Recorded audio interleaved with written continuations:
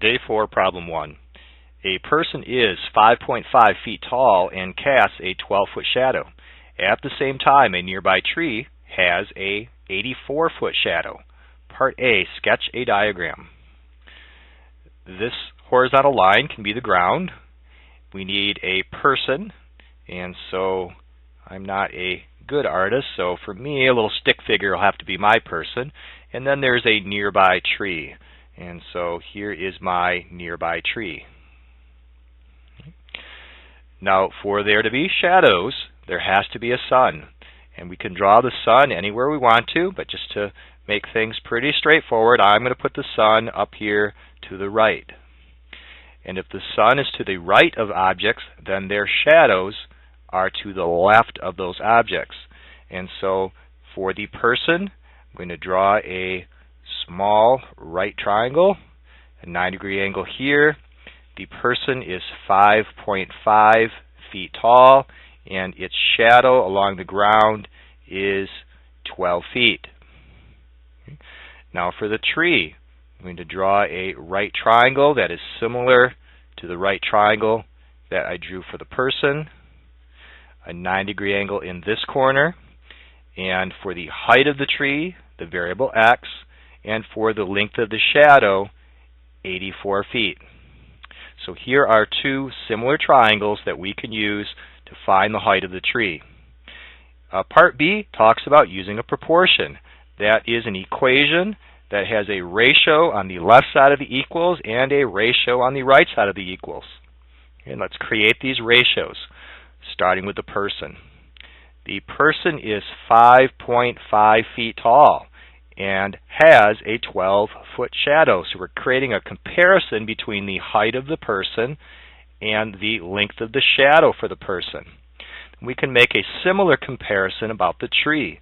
The tree is x feet tall and has an 84-foot long shadow. Now to solve this proportion, we want to find the solution for x. There are several ways we can solve a proportion. If we notice any patterns, that is usually the fastest way. And there is a pattern that I notice in this proportion.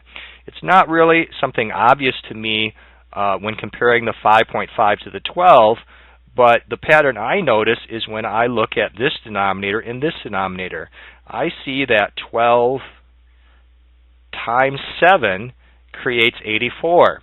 Or another way to think of this is the shadow of the tree is 7 times longer than the person's shadow. I can repeat this pattern in the numerator to find the value of x times by 7. The height of the tree will be 7 times greater than the height of the person. And so my arithmetic calculation is going to be 5.5 times 7. Let's figure out what that is. 5.5 multiplied by 7. 5 times 7 is 35, carry 3. 5 times 7 is 35 plus 3 is 38. There's one digit to the right of the dot, so it goes here. X is 38.5 feet. So what we were able to do, making use of mathematics, is find the height of a tall tree without actually measuring directly the height of the tree. Instead, we used comparisons with shadows and a person to find that height. Now, day 4, problem 2. A cone has radius 5 centimeters and slant height 8 centimeters. Sketch a picture. Okay. So here is a picture of a cone. The bottom is curved, and a dashed curve around the back helps to create the illusion that that cone is round. In the exact center of the base, I can mark with a dot and then draw in the radius. Okay. So the radius is 5 centimeters. That distance is 5 centimeters. And the other known distance is the slant height. Now, this is the first time this year that I've seen the word slant height used in a warm-up problem. In past questions, we've always talked about the height of a cone. The height of the cone is the distance from the point of the cone down to the center of the bottom. This here is the height of the cone. But what is slant height? Well, slant height is the length of the slanted side of the cone. That is this side here. In fact, sometimes that's called slant length. Slant height, slant length, same thing. That is 8 centimeters. So there is our diagram for part A.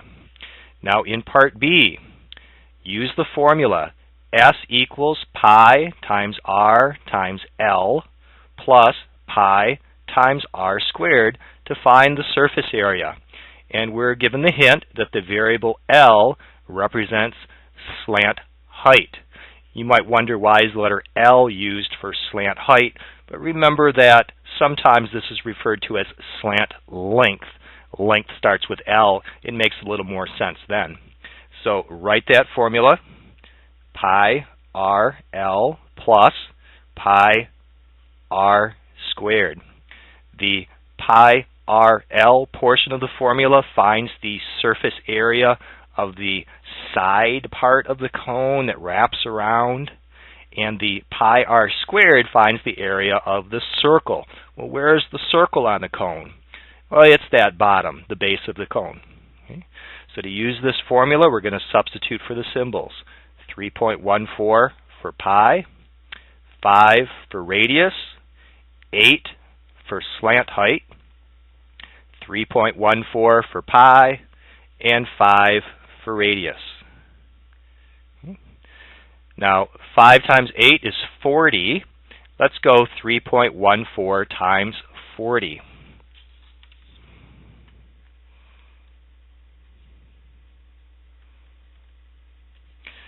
Because this number here has a 0 in this position, if I multiplied everything through, I'd get a row of zeros. It's not necessary to write that.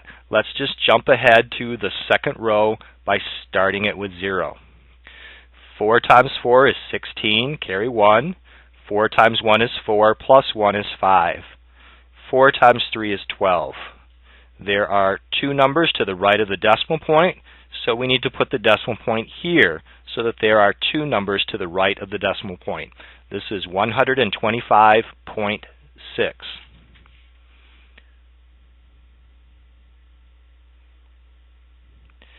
Now this piece, 5 squared is 25, so let's figure out 3.14 times 25.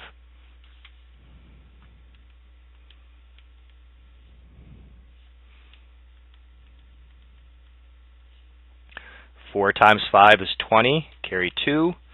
1 times 5 is 5, plus 2 is 7. 3 times 5 is 15. Start the next row with 0. 2 times 4 is 8. 2 times 1 is 2. 2 times 3 is 6. Add together. 7 and 8 is 15, carry 1.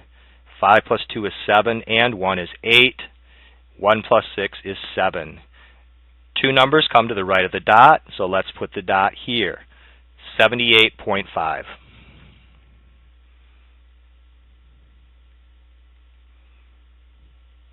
To finish this, we need to add together these 2 terms.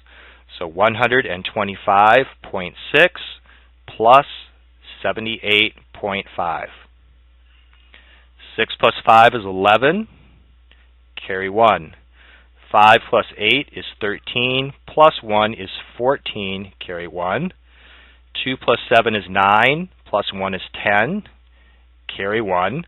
And 1 plus 1 is 2. Our total surface area for this cone is 204.1 square centimeters.